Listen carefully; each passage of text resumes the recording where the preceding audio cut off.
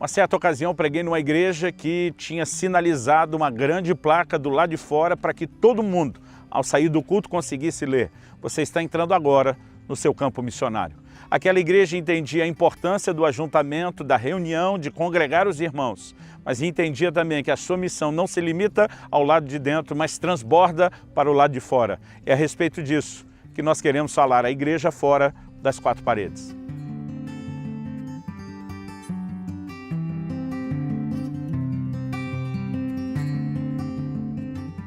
Gente, estou hoje no norte da Tailândia, na cidade de Mae Sai. Atrás de mim você enxerga algumas montanhas, atrás dela já está o país de Myanmar. À minha esquerda nós temos a fronteira de Laos. E aqui eu estou passando para trazer uma mensagem importante ao seu coração. Uma mensagem a respeito da nossa responsabilidade de enxergar mais do que nós mesmos, de enxergarmos os outros. No livro de Hebreus, no capítulo 13, dos versículos 11 a 13, nós lemos o seguinte: um sumo sacerdote leva sangue de animais até o Santo dos Santos, como oferta pelo pecado, mas os corpos dos animais são queimados fora do acampamento. Assim Jesus também sofreu fora das portas da cidade, para santificar o povo por meio do seu próprio sangue. Portanto, saiamos até ele, fora do acampamento, suportando a desonra que ele suportou. A palavra de Deus nos apresenta aqui uma tipologia.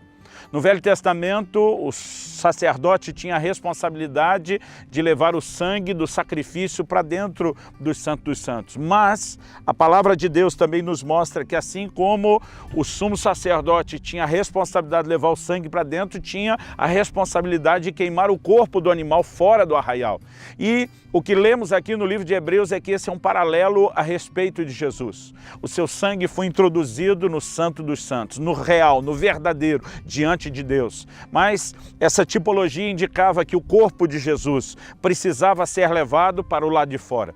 E quando Jesus é levado para o Gólgota, é levado para morrer no Calvário, ele foi levado do lado de fora da cidade. O seu sacrifício não aconteceu do lado de dentro, mas aconteceu do lado de fora. E o que nós temos aqui não é meramente uma delimitação geográfica. A Bíblia nos apresenta isso como uma mensagem. Qual é a mensagem?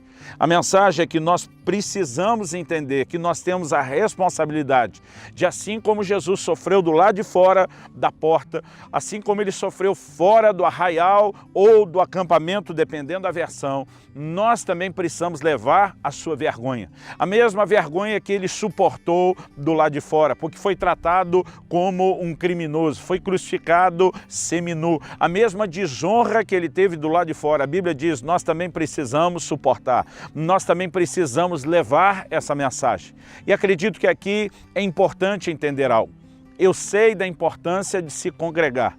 Em Hebreus, no capítulo 10, o mesmo livro de Hebreus, um pouco antes, ele diz lá no versículo 25 sobre não deixar de congregar, sobre a importância de ministrarmos o coração uns dos outros. Nós sabemos que como corpo de Cristo nós precisamos uns dos outros e nós temos uma missão que ela é para o lado de dentro.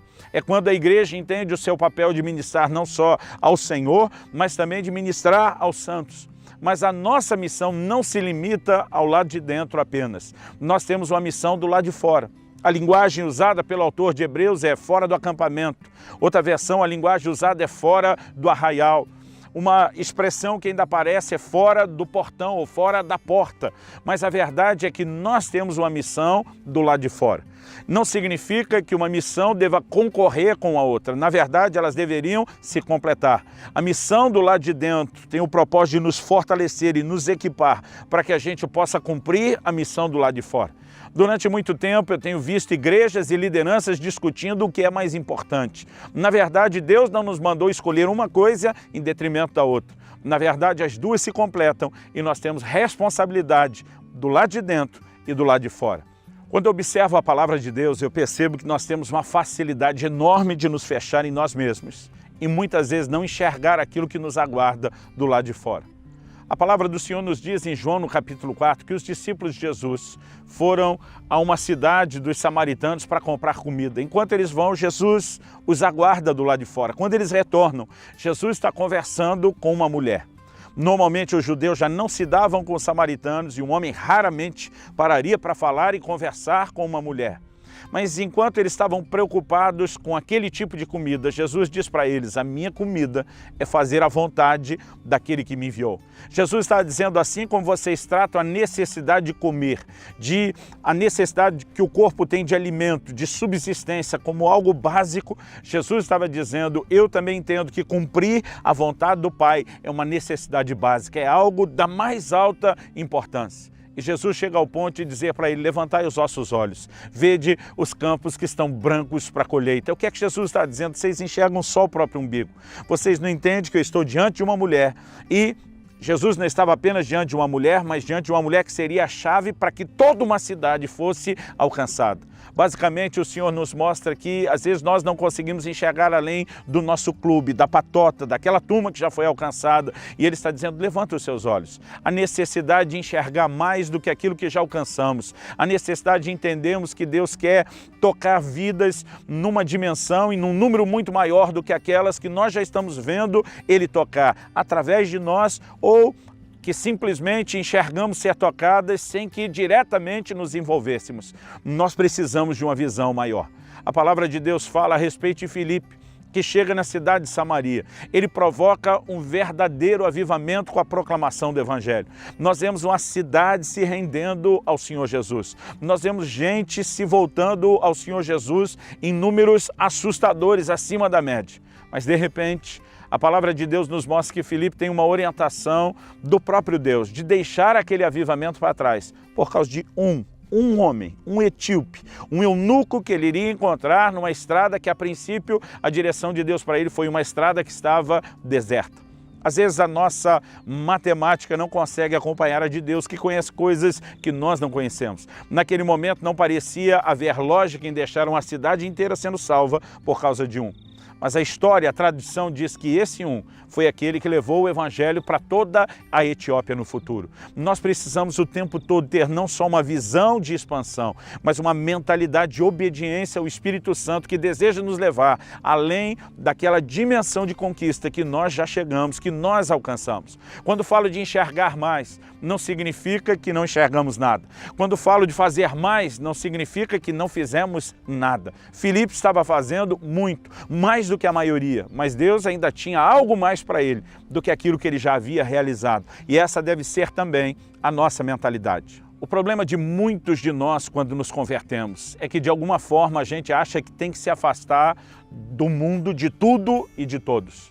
Na verdade, o único conselho que nós encontramos na Bíblia a respeito de nos afastar diz respeito aos falsos irmãos. A Bíblia manda a gente se separar do mundo, sim, de uma estrutura, dos seus valores, mas não necessariamente das pessoas. Jesus foi chamado de amigo dos pecadores, porque o tempo todo ele estava próximo, não para ser influenciado, mas para influenciar. Não para se deixar ser arrastado pelas práticas deles, mas para arrastá-los para fora daquelas práticas. E nós não podemos perder essa mentalidade. A igreja tem a responsabilidade de ser sal da terra, de ser luz do mundo, e não adianta a gente pensar apenas em nos fecharmos em nós mesmos. A mentalidade de nos excluirmos do resto, de nos fecharmos nos nossos próprios mosteiros, em nome da santidade, tem nos impedido de cumprir a missão do lado de fora. Nós podemos ser santos do lado de fora. Nós podemos resplandecer como luzeiros no meio de uma geração pervertida, corrompida, é o que ensina a palavra de Deus. Então eu quero apelar ao seu coração. Quando a palavra de Deus fala a respeito de levar essa vergonha de Jesus, está dizendo que lá fora, no mesmo lugar onde ele suportou desonra, nós levamos. Não significa que nós nos envergonhamos. Significa que aquilo que pode parecer vergonha, nós estamos dispostos a encarar. Aliás, em Romanos, no capítulo 1, no versículo 16, o apóstolo Paulo diz: eu não me envergonho do Evangelho de Cristo. Muitas vezes nós até entendemos que é uma missão para com os perdidos, mas a nossa atitude é como se essa missão fosse apenas para o resto da igreja. É como se ela fosse para o meu irmão. É como se ela não fosse exatamente para mim. A maneira como muitos de nós agimos é essa, mas eu e você precisamos entender, a missão é nossa, a responsabilidade é nossa. E uma decisão precisa ser tomada. A decisão de não ter vergonha daquilo que os outros consideram vergonha. A decisão de levar para fora essa vergonha, dizendo como Paulo: eu não me envergonho do Evangelho de Cristo. Em Hebreus, no capítulo 11, no versículo 26, a palavra de Deus se refere a Moisés da seguinte forma: por amor de Cristo, considerou sua desonra uma riqueza maior do que os tesouros do Egito, porque contemplava a sua recompensa. Quando eu olho para essa declaração, eu vejo, obviamente, a Bíblia está falando de um simbolismo. Moisés, naquela época, ainda não conhecia Cristo, mas ele troca os tesouros do Egito por uma missão que é muito maior. Eu e você precisamos entender, temos a responsabilidade de nos manter nesse mundo, podemos até ser abençoados com um estilo de vida diferenciado nesse mundo, mas não deveríamos trabalhar só em prol daquilo que construímos aqui. Nós precisamos doar nossas vidas, aquilo que realmente conta, aquilo que realmente importa.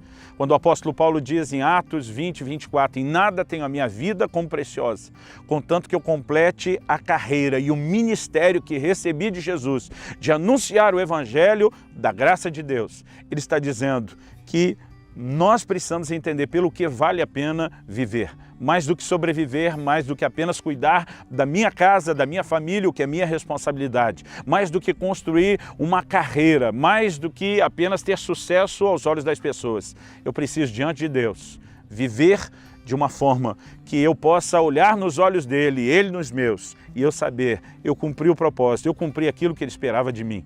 Ter uma vida que testemunhe do Evangelho de Jesus. Não importa se você vai ganhar uma multidão ou se você vai tocar a vida de alguns, você precisa viver para testemunhar o Evangelho. Tome essa decisão. Não viva fechado no mundinho dos crentes. Enxergue aqueles que estão do lado de fora e faça diferença, fora das quatro paredes.